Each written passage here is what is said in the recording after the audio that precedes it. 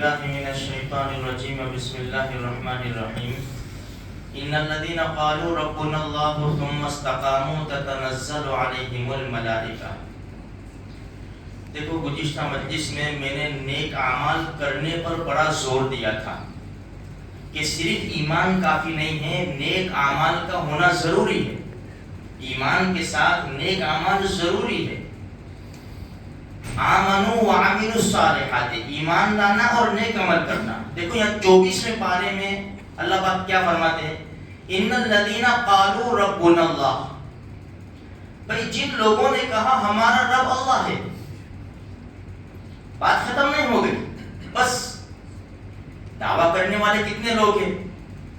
بھئی عیسائی بھی دعویٰ کرتے ہیں، یہودی بھی دعویٰ کرتے ہیں، لیکن وہ کیوں مسلمان نہیں؟ اس لیے کہ ان کے اعمال ایسے نہیں ہیں جو نبی کریم صلی اللہ علیہ وسلم نے بتائے تھے۔ اس لیے کہ جب ہمارے نبی نے نبوت کا اعلان کیا تو دنیا میں بسنے والے ہر مسلمان کے لیے ہمارے نبی کی رسالت کو ماننا اور اس پر عمل کرنا ضروری ہے۔ اچھا، الحمدللہ ہم نے اپنے نبی کی نبوت اور رسالت کا اقرار کیا، لیکن اب ہم یہ دیکھیں گے کہ ہم اعمال میں کتنے آگے ہیں۔ مجموعی طور پر مسلمانوں پر نظر ڈالے تو کروڑوں مسلمان ہیں، سب کا دعویٰ ہے کہ ربنا اللہ، ہمارا رب اللہ ہے، لیکن اعمال میرے بھائی، سب سے بڑا مسئلہ تو نیک عمل کا ہے۔ صرف اللہ ہمارا رب ہے کہہ دینا کافی نہیں ہے۔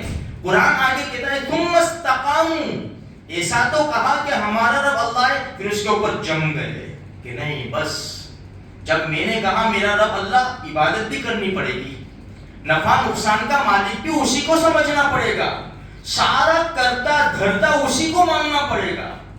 لیکن افسوس کی بات ہے میرے بھائیوں، ایسا ایمان کمزور ہو جاتا ہے۔ جب اعمال نہیں ہوتے نا، ایمان پھر اتنا کمزور ہو جاتا ہے۔ دیکھو سنت ہم پڑھے بغیر جاتے ہیں، جب سنت چھوڑنے کی عادت پڑے گی نا تو فرض چھوٹیں گے، پھر کیا ہوگا؟ حی علی الصلاۃ حی علی الفلاح کی آواز چاروں طرف سے کانوں میں آئے گی، لیکن مسجد میں آنے کی طاقت نہیں ہوگی۔ میرے بھائی ہم تو بہت نصیب دار ہیں کہ اذانوں کی آواز چاروں طرف سے ہم سن رہے۔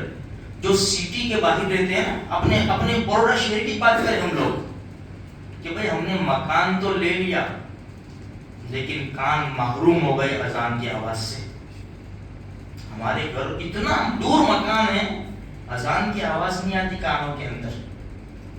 اللہ کا کتنا بڑا احسان ہے کہ ان منحوس کانوں میں، ہمارے منحوس کانوں میں اذان کی آواز تو آتی ہے نا۔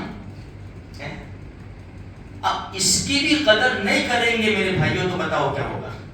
پابندیاں نہیں لگتی۔ دیکھو پھر بھائی پڑوس میں مسجد ہے، ہم پڑوس کی مسجد کی اذان نہیں سن سکتے، ایسے بھی علاقے میں نا، کیوں؟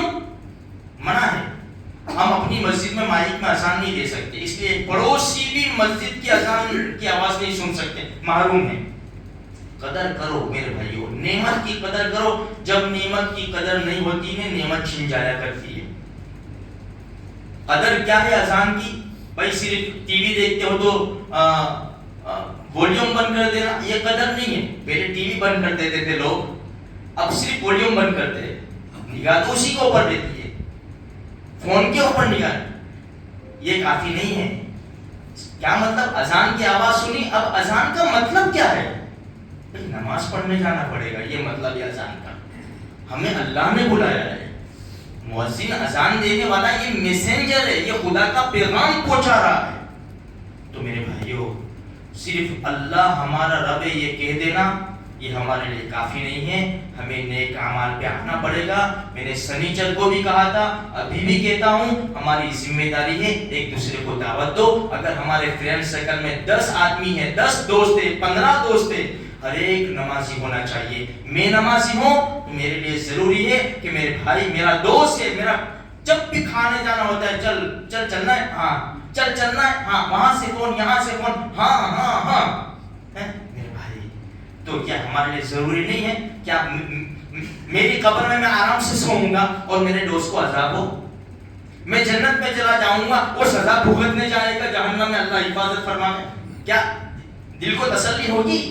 اس لیے ضروری ہے تھوڑی سی قربانی دیں گے نا، تھوڑی سی جد و جہد محنت کریں گے نا، انشاءاللہ رنگ لائے گی یہ قربانی. مسلمان نمازوں میں آئے گا اور مسجد بھری آئے گی. پھر دیکھو دنیا میں بھی سکون، آخرت میں بھی سکون. اللہ کہی سنی بات پر عمل کی توفیق عطا فرمائے.